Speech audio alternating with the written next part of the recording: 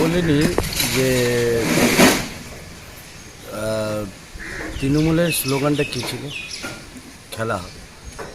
এই স্লোগান দিয়ে 2021-এ এসেছিল, তো একটা গান করেছিল যে খেলা হবে খেলা হবে।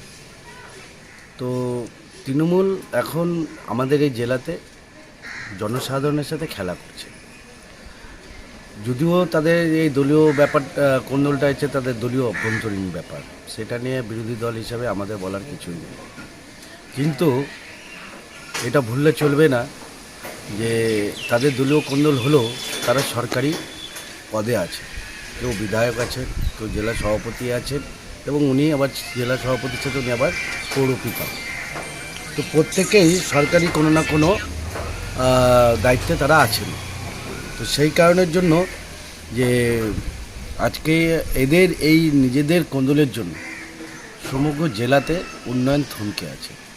উন্নয়নের কোনো কাজ হচ্ছে না, না পৌরসভার কাজ হচ্ছে, না পঞ্চায়েতের কাজ হচ্ছে, না এমএলএর কোনো কাজ হচ্ছে। শুধু কাজ একটাই হচ্ছে যে রোজ দিন আমরা একটা করে খবর পাচ্ছি যে তাদের দলীয় কোন্দল। কোনো জায়গায় বুথ মিটিংয়ে গোলাগুলি হচ্ছে, তাতে তাদেরই কর্মীরা মারা যাচ্ছে। আবার কোনো জায়গায় বিধায়করা তারা আন্দোলনে নামছে, কার বিরুদ্ধে? দলীয় সভাপতির বিরুদ্ধে। তো এটা হামেশা দেখতে দেখতে ইসলামপুরের জনসাধারণ বা আমাদের এই জেলার জনসাধারণ আজকে নিরাশার মধ্যে ডুবে গেছে। কারণ যখন মানুষ চায়, মানুষ তাদেরকে সরকারে নিয়ে এসেছিল উন্নয়নের জন্য, রাস্তাঘাট হবে, পানীয় জলের ব্যবস্থা হবে, বিভিন্ন উন্নয়ন প্রকল্পগুলো হবে, কিন্তু আজকে সমস্তটাই থমকে আছে শুধুমাত্র এদের নিজেদের কোন্দলের জন্য। তাই যদিও আমি আরেকবার বলছি, যদিও এটা তাদের দলীয় অভ্যন্তরীণ ব্যাপার, কিন্তু আজকে এই এদের মাঝখানে পড়ে আমাদের এই জেলার মানুষ পিছিয়ে পড়ছে, আর অন্য কিছু। তো আমাদের এই জেলা নয়, আপনার যদি গোটা রাজ্যের দিকে তাকান, প্রতিটি জেলায় একই জিনিস হয়ে আসছে যে শাসকও আমরা থাকবো, বিরোধীও আমরা থাকবো। তার জন্য এই সামনে পঞ্চায়েত নির্বাচন আসছে, তো তার মধ্যে আমাদের ওই বিরোধিতা একটা খেলা, হ্যাঁ, একে ওপরের বিরুদ্ধে। তার জন্য কিন্তু মানে যাতে নিজের দলের লোক যারা, সবাই তো টিকিট দিতে পারবে না, কারণ ওদের কাটমানি খাওয়া বা ওদের চুরি করে খাওয়ার এতটাই অভ্যাস হয়ে গেছে যে একটা সিটের জন্য একাধিক নাম আছে। তো এই একাধিক লোককে তো দিতে পারে না, টিকিট তো একজনই পাবে। তো বাকিরা যাতে অন্য দলের হয়ে না দাঁড়ায়, অন্য দল যাতে এখানে টিকিট দিতে না পারে, তার জন্য দলের মধ্যেই আর একটা বিরোধী গোষ্ঠী তৈরি করো। যদি এই যদি হেরে গেল, তাহলে পরবর্তীকালে আবার তাদেরকে নিয়ে পঞ্চায়েত গঠন হবে। তো মানে জিতবি মেরি পাটবি মেরি, জিতলেও আমার, হারলেও আমার, দুটোই আমার। এটা শুধুমাত্র পাবলিককে বোকা বানানোর জন্য, মানুষকে আর একবার 2021-এর মতো ছলনার মাধ্যমে তারা পঞ্চায়েত যেতে চাইছে। যে সাম দাম দণ্ড ভেদ যে রাজনীতির চারটা নীতি আছে, সেই নীতিটাকে প্রয়োগ করে তারা চলছে করে এরকম। ওই যে স্লোগানটা খেলা হবে খেলা হবে, স্লোগানটা জানেন তো? তো ওরা খেলা খেলছে মানুষকে টুপি পরানোর জন্য, মানুষের চোখে ধুলো দেওয়ার জন্য, মানুষকে বোকা বানানোর জন্য। কিন্তু তারা ভুলে যাচ্ছে এই মানুষ যখন জাগবে, কারোই পিঠের চামড়া থাকবে, এটুকু বলতে পারে। মানুষের পিঠ যখন দেওয়ালে ঠেকে যাচ্ছে না ধীরে ধীরে, তো একদিন এই মানুষ যখন রুখে দাঁড়াবে, তখন একজনেরও পিঠের চামড়া থাকবে না। তখন মানুষ বুঝিয়ে দেবে যে জনসাধারণ কী হতে পারে। এই জনসাধারণই নেতা তৈরি করে, এই জনসাধারণই বিধায়ক তৈরি করে, এই জনসাধারণই রাজনৈতিক দলকে টিকিয়ে রাখে। এই জনসাধারণকে নিয়ে যখন তারা খেলছেন, এই খেলার ভোগ তাদেরকে ভুগতে হবে।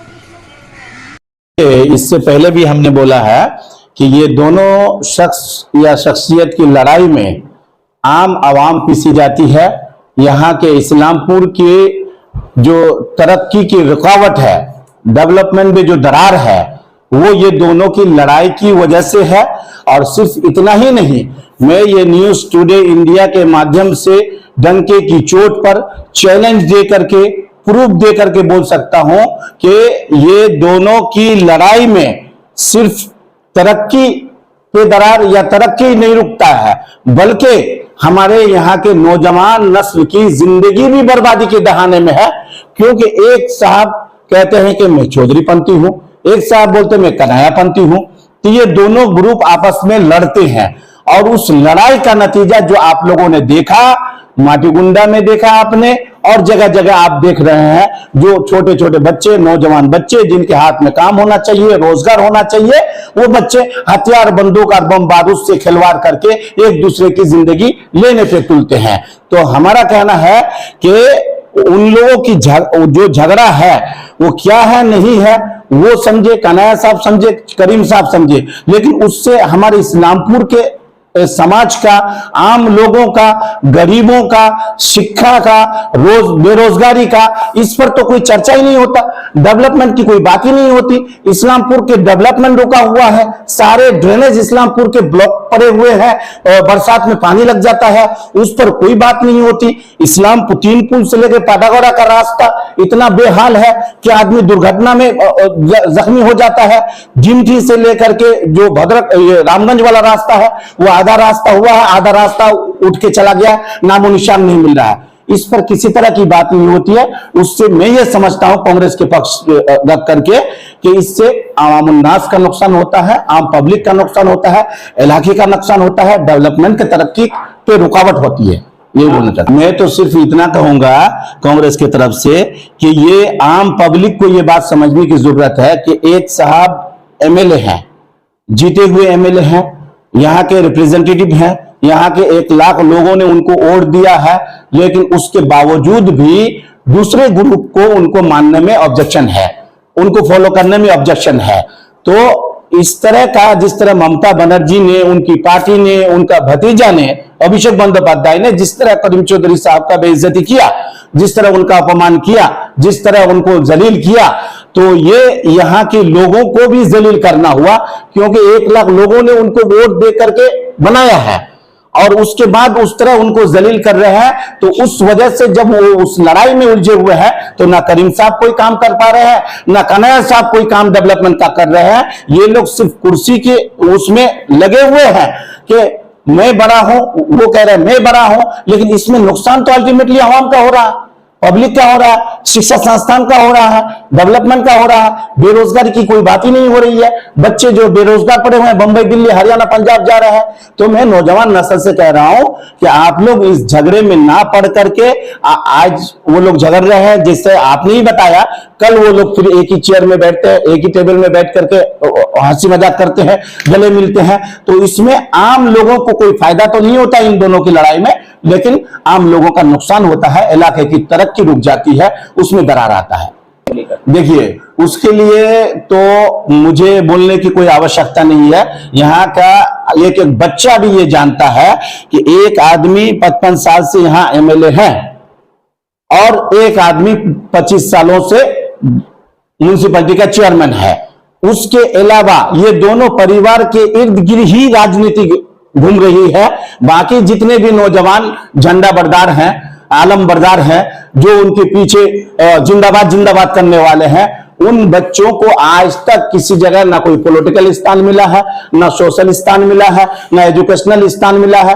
कोई जगह किसी के लिए कुछ नहीं है, क्योंकि ये तमाम पोस्टें इन्हीं लोग के दोनों घराने के इर्द गिर्द ही चक्कर काटता है।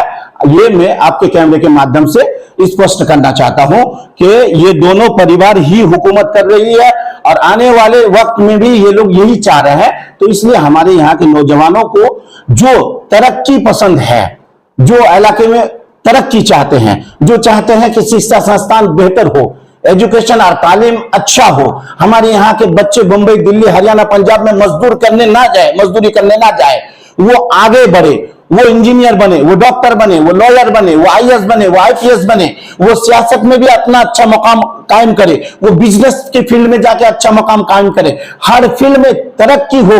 जो नौजवान इस तरह चाहते हैं, उन नौजवानों को इससे आगे बढ़ करके अपना नुमाइंदा चुनना पड़ेगा और उसका अल्टरनेटिव देखना पड़ेगा, ऑपोजिशन को मजबूत करना पड़ेगा। जैसा कि मैं आपको बता दूं कि यहां तो सत्ताधारी भी वही है और ऑपोजिशन में भी वही है।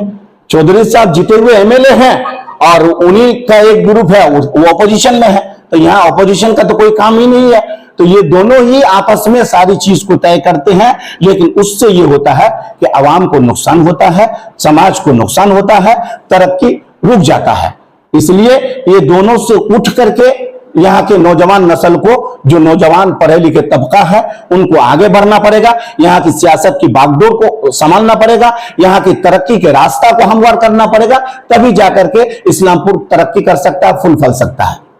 ये चीज समझने की जरूरत है कि वो लोग एक एक अपने लीडर को चुन करके उनकी भक्तिगिरी कर करके वो अपनी नस्ल को बर्बाद कर रहे हैं, वो अपने इलाके को बर्बाद कर रहे हैं। बंदूक और बम बारूद से खिलवाड़ करके वो अपने आप को मिटा रहे हैं। जो बच्चे यहाँ जान, आप बोल रहे हैं जान ले रहे हैं, ले नहीं रहे हैं, ले चुके हैं।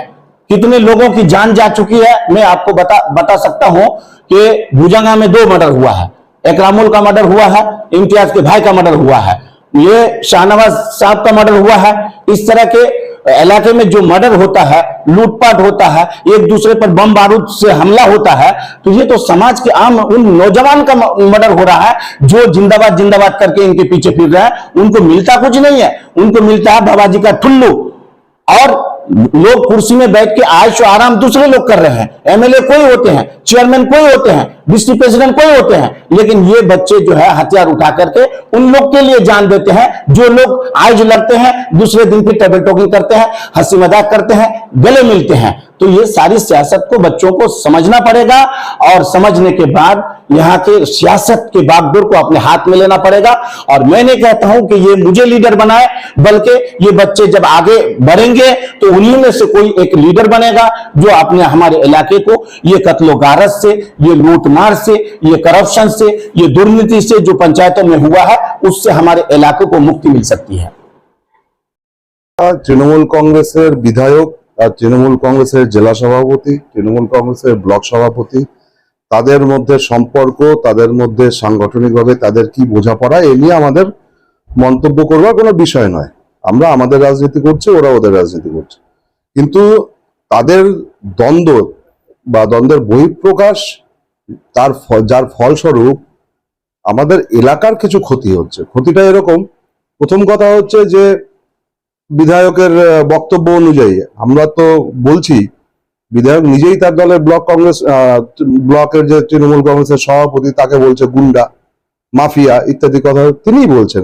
আমরা তো বলছি এলাকায় সন্ত্রাসের রাজত্ব কায়েম করেছে। তো তার বিরুদ্ধে কি ব্যবস্থা নেওয়া হয়েছে? আমরা তো সাধুবাদ জানাই বিধায়ককে যে তিনি এর বিরুদ্ধে আওয়াজ তুলেছেন। এখন এই দ্বন্দ্বের ফলে আমরা এটা দেখলাম যে সাধারণ মানুষের যে ক্ষয়ক্ষতি, সে তৃণমূল কংগ্রেসের কর্মী হতে পারেন বা সাধারণ মানুষ যেই হন না কেন, মানুষ তো প্রাণ চলে গেল। এই যে মানুষের জীবন নিয়ে যে যুদ্ধ চলছে, সন্ত্রাসের রাজত্ব কায়েম হচ্ছে, তৃণমূল কংগ্রেসের 2 গোষ্ঠী বা 3 গোষ্ঠী তাদের দ্বন্দ্বের ফলে মানুষের প্রাণহানি ঘটছে, এটা কাম্য নয়, এটা হওয়া উচিত না। এখন প্রশ্ন, আপনি বলছেন যে তারা গালাগালি করছে, আবার এক জায়গায় বসছে মিটিং এ। আপনাদের সংবাদ মাধ্যমে আমরা জানতে পেরেছি গেছেন তার দলের জেলা সভাপতি, তার উচ্চ নেতৃত্বের নির্দেশে গেছেন বিধায়কের বাড়ি। যেতেই পারেন, যে কোনো দলের নেতা তার নিজের দলের নেতার বাড়িতে যেতেই পারেন। এখন সৌজন্য সাক্ষাৎটা সারাদিনে যে কোনো সময় করা যায়। আপনাদের খবর অনুযায়ী রাত্রি 11টার সময় গেছেন, কেন রাত্রি 11টায় যেতে হলো, রাতের অন্ধকারে কেন মিটিং করতে হলো, এটা তাদের ব্যাপার। কিন্তু আমরা তাকিয়ে আছি, সাধারণ মানুষ তাকিয়ে আছে এবং বিরোধী দল হিসাবে আমরাও তাকিয়ে আছি। যে করিম চৌধুরী মাফিয়া বলল, যে করিম চৌধুরী বিধায়ক ব্লক সভাপতিকে গুন্ডা বলল, এবং যে খুনের আসামি যাকে করা হয়েছে, আমরা দেখতে চাই আগামী দিনে তিনি তার বিরুদ্ধে কি ব্যবস্থা নিচ্ছেন এবং তার বিরুদ্ধে কতটা সরব থাকছেন। আমরা তো শাস্তি চাই। তৃণমূলের কর্মীর প্রাণহানি ঘটুক বা যে কোনো মানুষের প্রাণহানি ঘটুক, আমরা খুনির শাস্তি চাই। সেক্ষেত্রে উনি আওয়াজ তুলেছেন, ওনাকে সাধুবাদ। এখন এই আওয়াজ তোলাগুলো সেটা সত্যি মানুষের গণতান্ত্রিক অধিকার রক্ষার জন্য, না নিজের পার্টির মধ্যে তার নিজের জায়গাটা পোক্ত করার জন্য, পাকা করবার জন্য, বা তার ওয়েটটাকে ধরে রাখার জন্য, এটা তো সময়ই বলবে যে এই প্রতিবাদ নেকি নিজের দর বাড়ানোর জন্য নাকি সত্যি সাধারণ মানুষের জন্য। এখন তাদের মধ্যে কি বৈঠক হলো, কি সেটিং হলো, দেখা যাক, সময় কথা বলবে। সেই কথাটাই তো আমি বললাম যে এই প্রতিবাদ কি তার কর্মীদের, তার সমর্থকদের জন্য, সাধারণ মানুষের জন্য, নাকি নিজের দলের দাম পাচ্ছেন না সেই দাম বাড়ানোর জন্য? এই প্রশ্ন তো এখন আমাদের মনে দেখা দিচ্ছে। ওনাদের বৈঠকে কি হয়েছে আমাদের জানার দরকার নেই, কিন্তু আমরা সাধারণ মানুষ হিসাবে, বিরোধী দল হিসাবে আমরা চাই যারা খুন করেছে তাদের শাস্তি হবে, যারা পঞ্চায়েতে চুরি করছে তাদের বিরুদ্ধে ব্যবস্থা নিতে হবে। কোথায় ব্যবস্থা? কোনো প্রধানের বিরুদ্ধে, পঞ্চায়েতের সদস্যের বিরুদ্ধে যে লুট চলছে, তো কোনো ব্যবস্থা নেই। এখন বিধায়ক মাঝে মাঝে মুখ খোলেন ঠিকই, কিন্তু আবার স্তিমিত হয়ে যান। তিনি কখন মুখ খুলবেন আর কখন বন্ধ করবেন আমরা জানি না। আমার তো করুণা হয় তৃণমূল কংগ্রেসের সাধারণ সমর্থকদের জন্য, করুণা না শুধু, সমবেদনা জানাচ্ছে আমি তাদেরকে, যে তাদের দলের সহকর্মী প্রাণ যাচ্ছে, তাদের গোলাগুলির সম্মুখীন হতে হচ্ছে, আর দুই নেতা তারা হচ্ছে মাঝে মাঝে দোস্তি আর মাঝে মাঝে কুস্তি করছেন। আমি বলবো, আমি আবেদন করব আমাদের ব্লকের, ইসলামপুর ব্লকের, এবং শুধু তো ইসলামপুর ব্লক না, গোটা আমাদের মহকুমাতে যেভাবে তৃণমূল কংগ্রেসের অভ্যন্তরীণ দ্বন্দ্বের ফলে তৃণমূল কংগ্রেস কর্মীরা খুন হচ্ছেন, আবার একই কথা আমি রিপিট করছি, শুধু তৃণমূল কংগ্রেসের কর্মী তারা না, তারা আদতে তো মানুষের প্রাণহানি করছে। এটা কাম্য নয়। এই সন্ত্রাসের রাজনীতিকে বিসর্জন দিতে হবে, এই সন্ত্রাসের রাজনীতিকে পরাস্ত করতে হবে। যেভাবে আমাদের জেলা সহ সারা রাজ্যে মানুষ সন্ত্রাসের বিরুদ্ধে, চুরির বিরুদ্ধে, দুর্নীতির বিরুদ্ধে আমাদের লাল ঝান্ডার নিচে যেভাবে আসছেন, আমি আবেদন করব যে এই নাটক আর এই সন্ত্রাসের রাজত্বকে এখানে কোনো রকম ভাবে প্রশ্রয় না দিয়ে বামপন্থীদের যদি শক্তি বাড়ে, আসলে মানুষের গণতান্ত্রিক অধিকার প্রতিষ্ঠিত হবে, মানুষ অন্যায়ের বিরুদ্ধে প্রতিবাদ করবার অধিকার থাকবে, ভোটের অধিকার প্রয়োগ করতে পারবে। তাই আমি আমার আবেদন যে বামপন্থীদের দিকে আসুন, অন্যায়ের বিরুদ্ধে লড়াইয়ের জন্য, খুনের রাজনীতির বিরুদ্ধে লড়াইয়ের জন্য। হ্যাঁ, এ তো বলা মুশকিল তাদের মধ্যে গটাপ আছে কিনা জানি না। আমি তো বলছি সময় বলবে। নিজেকে বিদ্রোহী ঘোষণা করাটা বড় ব্যাপার নয়, সাধারণ মানুষ তাকে বিদ্রোহী মনে করছে কিনা। অন্যায়ের বিরুদ্ধে তিনি একটা ভূমিকা নিয়েছেন, কিছু আওয়াজ তুলেছেন, এবার সেটা যদি তিনি কন্টিনিউ করতে পারেন তাহলে বুঝতে হবে না তিনি সত্যি বিদ্রোহী, তিনি সাধারণ মানুষের স্বার্থে, মানুষের অধিকার রক্ষার ক্ষেত্রে লড়াই করছেন। নিজেকে বিদ্রোহী ঘোষণা করে দিলেন, আবার সেই বিদ্রোহ হঠাৎ করে নিজেই থামিয়ে দিলেন, এটা তো মানুষ তো সবই দেখে। আগামী সময় বলবে উনি বিদ্রোহী কি না আদতে।